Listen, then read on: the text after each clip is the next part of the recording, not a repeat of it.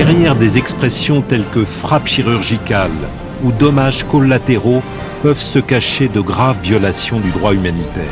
La situation dans l'est de la RD Congo est très préoccupante. Les éléments du M23 tuent, pillent, volent et violent des femmes. Chaque jour, les violences faites à la femme prennent des proportions inquiétantes. La guerre en Ukraine en constitue aussi une preuve palpable. Plus de 70% des femmes à travers le monde subissent des violences de tout genre, alors que les mesures pour lutter contre ce fléau restent disproportionnées. Ainsi, le Costa Rica et la RD Congo envisagent de combler les lacunes irrelatives. Par le canal de leurs représentations respectives à Genève, ces deux pays d'Amérique latine et d'Afrique centrale ont lancé une approche dite vers une nouvelle norme mondiale pour mettre fin aux violences faites aux femmes et aux jeunes filles, un événement d'engagement et de sensibilisation. Fin de citation. Invitée à ce panel, la conseillère spéciale du président de la République sur la jeunesse, le genre et les violences faites aux femmes a souligné des avancées déjà réalisées par la RD Congo dans ce domaine. Son Excellence, le président Félix-Antoine Tshisekedi Tshilombo, président de la République démocratique du Congo, a décidé de s'attaquer à ces problèmes de manière décisive. Alors, nous invitons le monde à faire de même. Selon ses propres termes, qu'il dit lui-même, les femmes d'abord.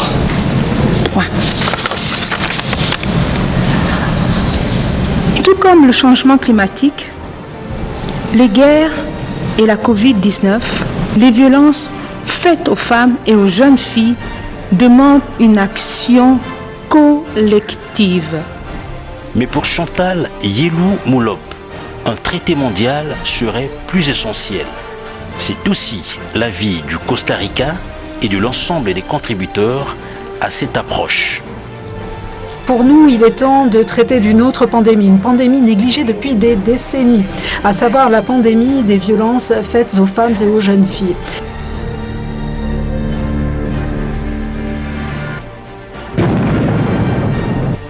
Bienvenue à cette émission, merci de votre attention. Mon cher Jean-Pierre Onema, je voudrais d'ailleurs profiter de ces instants pour vous rendre hommage, parce qu'on ne le fait pas assez dans notre pays. Vous savez, quand quelqu'un est là en train de servir la République, j'ai l'impression que nous attendons qu'il ne soit plus là pour pouvoir rendre hommage à son travail. Moi, je profite pendant que vous êtes là pour vous dire que ce que vous faites est bien pour notre pays. Voilà. Vous avez choisi d'être ici en Europe afin de couvrir toutes les actions, toutes les activités des acteurs congolais qui viennent en Europe au nom effectivement de la coopération, au nom des relations que nous devons établir avec le pays ami, les pays partenaires, et vous êtes là pour couvrir positivement, dans une approche tout à fait patriotique, ces activités-là. Donc je crois que vous êtes suivis chez nous en RDC, à Kinshasa et dans toutes les provinces, via la RTNC, et je pense que c'est une bonne chose. J'ai tenu donc à M. Onema à vous encourager de poursuivre ce travail qui est un travail positif, parce qu'il est important que le citoyen congolais sache ce que viennent faire ici en Europe les représentants ou le membre de leur gouvernement. C'est très important. Donc continuez comme ça, M. Onema. Bravo.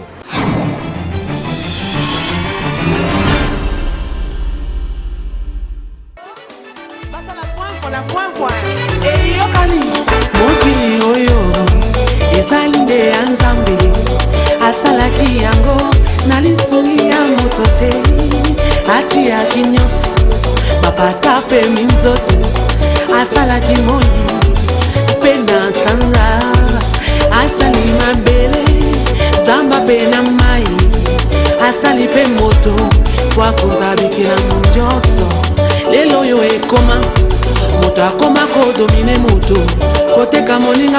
manga motema ya moto ebongwani aponi na yekela nesika ya mokeli nzambe batekane molimbo mpona mbozwi ya sei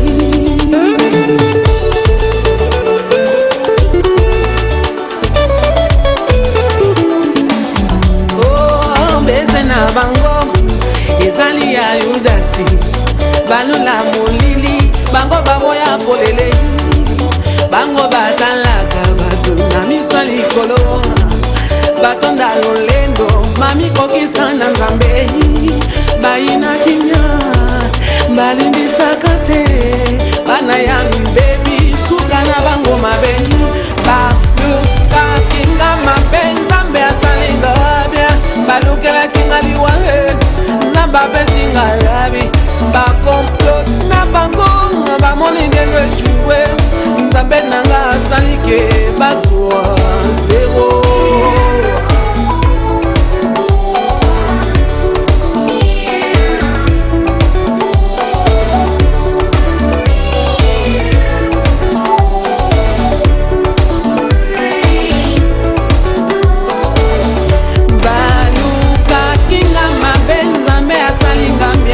balukela kinga liwa nzamba pesinga labi bakomplota bango bamoni ndenge eshue nzambe alolo mutima asalike bazwa zero.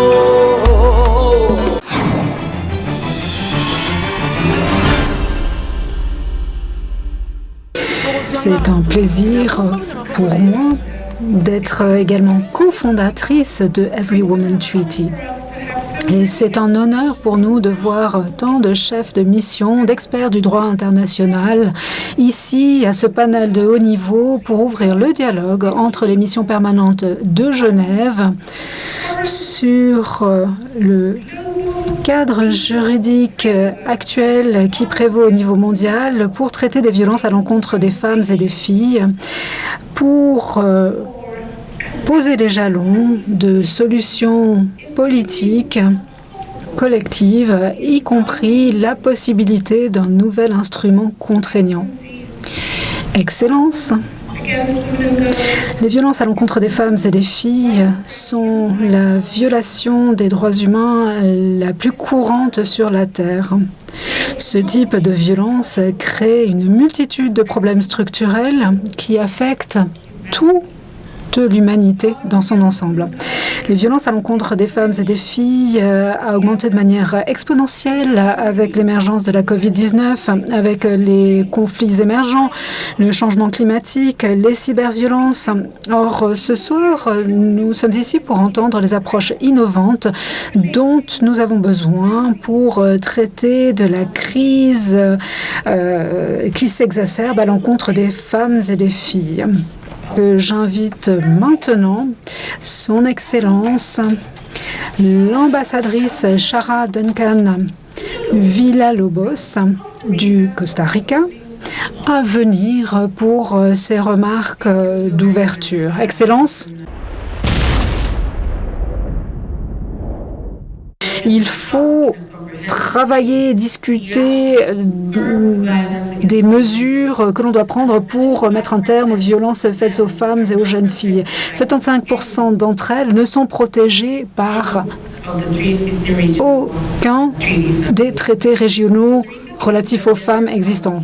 Le Costa Rica pense que l'égalité homme-femme est une condition sine qua non au développement humain.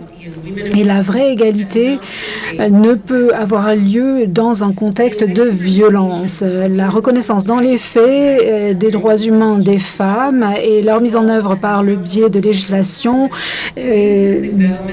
aboutirait à des sociétés plus inclusives, plus démocratiques et un plus grand développement socio-économique des États.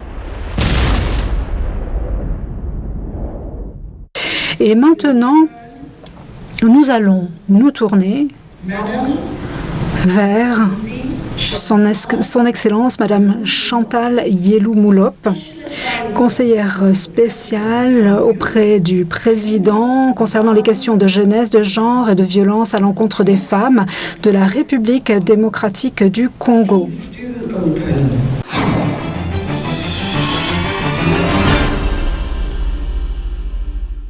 Excellence, Madame Shara Duken Villalobos, représentante permanente de Costa Rica à l'Office des Nations Unies à Genève, pour avoir accepté de co-organiser cet événement et pour son leadership dans la lutte pour mettre fin aux violences faites aux femmes et aux jeunes filles. J'espère qu'il est là. J'aimerais également souhaiter une chaleur bienvenue à Monsieur l'ambassadeur de la République populaire d'Ukraine, j'espère qu'il est là, Son Excellence Yevgenia Filipenko, et vous dire que la République démocratique du Congo présente ses condoléances les plus sincères à la tragédie que vit ce peuple ami. Nous vous souhaitons force et persévérance. Maintenant, je me retourne vers mon ambassadeur. Je voudrais particulièrement remercier son Excellence, Monsieur l'ambassadeur Paul Mpole, pour son engagement très déterminé à ce que ce projet aboutisse et aussi ce qui montre que l'engagement qu'il a, c'est le même engagement que le président de la République du Congo, Excellence Félix Tshisekedi, dans sa vision pour la promotion de la femme. Nous nous retrouvons ici aujourd'hui pour discuter de la crise de la violence faite aux femmes. Une crise mondiale de cette ampleur exige que nous faisons face aux réalités telles qu'elles sont. Je serai donc franche. Les violences faites aux femmes et aux jeunes filles en République démocratique du Congo sont horribles. Les femmes en République démocratique du Congo doivent en tout lieu avoir des ressources pour se défendre, car où qu'elles sont, où qu'elles aillent, elles doivent toujours se battre. Nous avons les mariages précoces et les grossesses précoces sont monnaie courante. L'accès à la terre est très difficile, surtout quand le conjoint meurt. Nous possédons un pouvoir de décision très limité. On leur a appris, malheureusement, que si elles sont victimes de violences, c'est parce qu'elles n'étaient pas obéissantes. Et ça, ce n'est pas seulement en RDC, mais c'est un peu partout en Afrique et dans certains pays dans le monde. La RDC n'est pas la seule, c'est là que je veux dire, dans cette situation. Les violences faites aux femmes, qui étaient déjà la violation des droits humains la plus répandue à notre époque, est malheureusement aujourd'hui dangereusement à la hausse. Au début de cette année, la vice-secrétaire générale de l'ONU, Madame Amina Mohamed, a déclaré « Les violences faites aux femmes et aux jeunes filles est aujourd'hui la question des droits humains la plus répandue et la plus présente au monde. » Nous pensons qu'elle a raison. L'augmentation des violences faites aux femmes dans le monde est notable malgré les décennies d'engagement des chefs d'État africains et d'autres à travers le monde à mettre fin aux violences faites aux femmes et aux jeunes filles. En 2003, le protocole de Maputo faisait du continent africain la deuxième région au monde à avoir un traité pour mettre fin aux violences faites aux femmes et aux jeunes filles.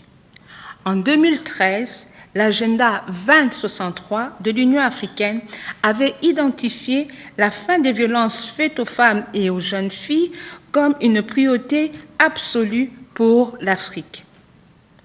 Les chefs d'État à travers les continents ont acté chacun sur cette priorité à l'intérieur de leurs propres frontières nationales. Pour ce qui est de la RDC, le président de la République, M. Félix-Antoine Tshisekedi Tshilombo, a été nommé porte-flambeau de la lutte pour mettre fin aux violences faites aux femmes et aux jeunes filles par l'Union africaine. Et il a été nommé champion de la masculinité positive. L'impératif demeure malgré les progrès de l'Afrique et les efforts extraordinaires de tant de personnes de s'attaquer plus rigoureusement aux aspects inachevés de cette lutte qui, vraisemblablement, prendra encore beaucoup de temps. La constante étant que chaque femme, chaque fille, partout dans le monde, doit être protégée. Mettons-nous d'accord que la problématique des violences faites aux femmes et aux jeunes filles n'est pas un problème africain. C'est un problème mondial, un problème humain, une crise humaine, une crise sans croissance. Les statistiques aujourd'hui sont claires. L'impact du viol comme arme de guerre sur les femmes en République démocratique du Congo n'a pas besoin d'être appelé à l'opinion. En moyenne, aujourd'hui, 1152 femmes sont violées chaque jour dans mon pays. Le viol est aussi dévastateur qu'une blessure par balle. Il y a des conséquences catastrophiques, non seulement pour la femme, mais aussi pour sa famille, sa communauté et enfin, de compte, la nation.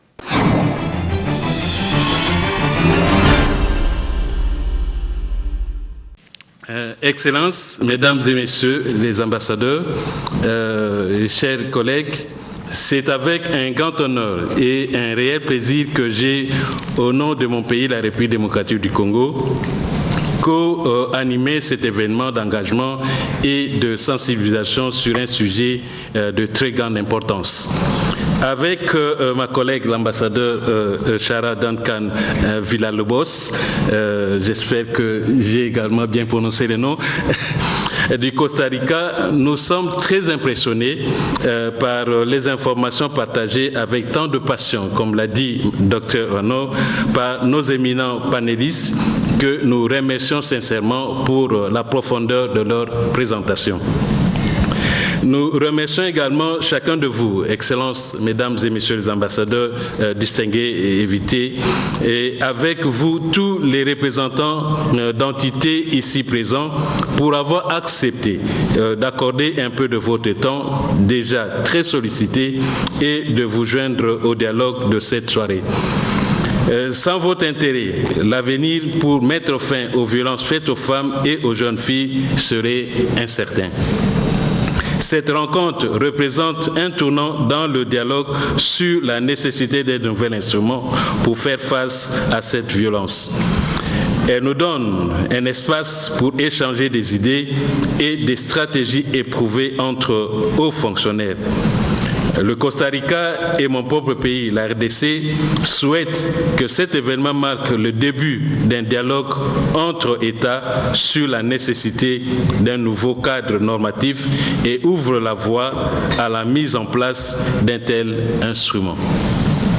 Nous sommes tous d'accord sur l'intensité et l'horreur des violences faites aux femmes et aux jeunes filles à travers le monde aujourd'hui et particulièrement dans le contexte de la Covid-19. Nous sommes également tous d'accord que quelque chose de nouveau et d'innovant est nécessaire de toute urgence pour y mettre fin. Pour ce faire, la réponse doit être un nouvel instrument autonome, s'appuyant sur les meilleurs éléments de ce que le système international actuel offre pour construire un monde où les femmes sont à l'abri de toute forme de violence partout et en toutes circonstances. Votre présence ici et les contributions que nous continuerons à partager lors de la réception à l'extérieur, comme on vient de le dire, témoignent de l'importance que vos États et entités respectives accordent aux droits humains ainsi que particulièrement aux questions de femmes et de filles. Nous vous invitons à continuer à parler du sujet dans un cercle d'amis dont on a évoqué et de maintenir nos échanges en faveur d'un nouvel instrument en faveur de l'éradication des violences faites aux femmes et aux jeunes filles. Les femmes et les filles du monde entier nous regardent.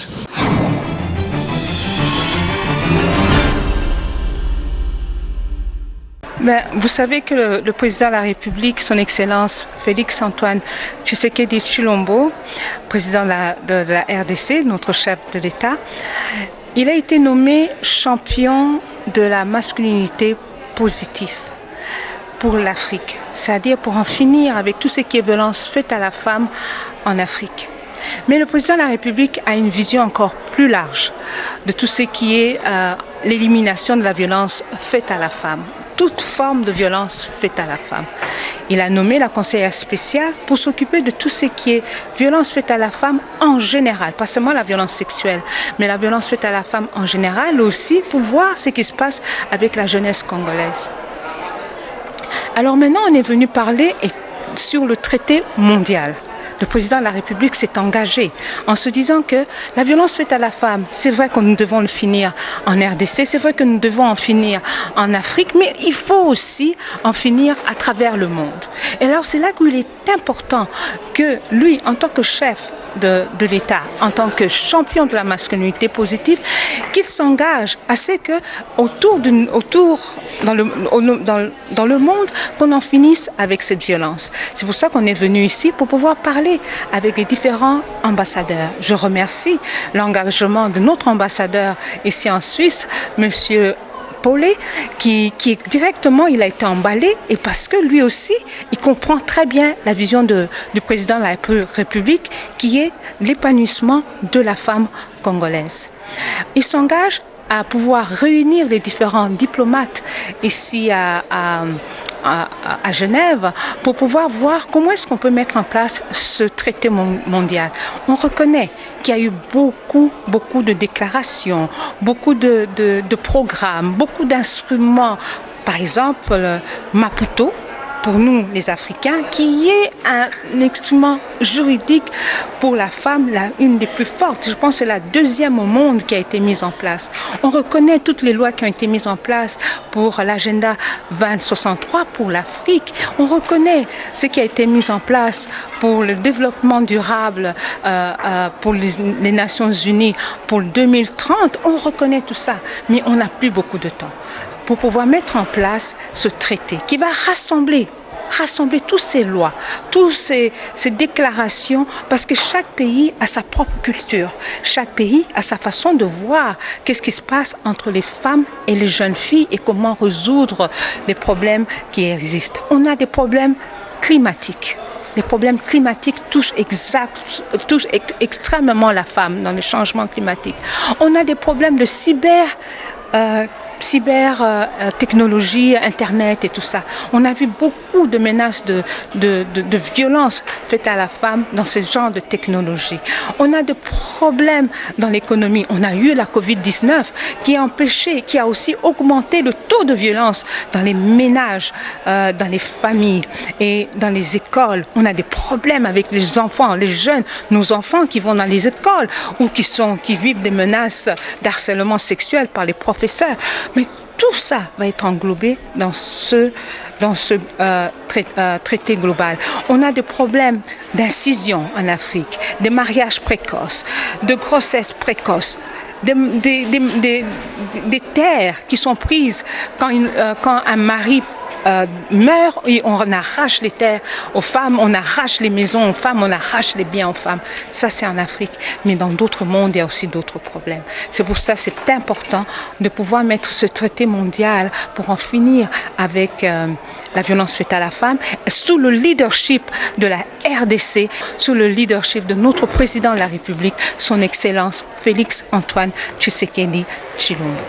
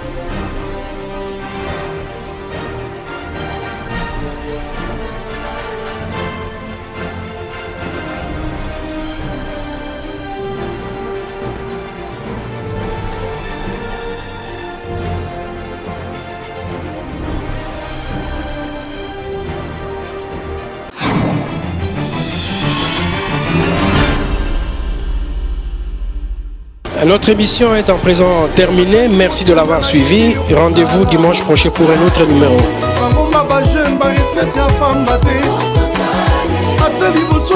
Je garde mon silence. Alléluia. Ata tous tolembi, milelo ngambo na ngambo. Elike epai na ye, elongo ya kosaka te. Vraiment mona mboka Congo. Ata butu eumeli suka tongo. Juste un peu de patience, ayebi likambo na yo. Bilakana ye pona bombo ina yo. Pona betudien ya Congo na bande kwa diaspora. Basi bakufela mibali na bana ditike. Pona bamama ya gambela na baye ya zando. Na mosali te baoya kikolo na baya shikwanza.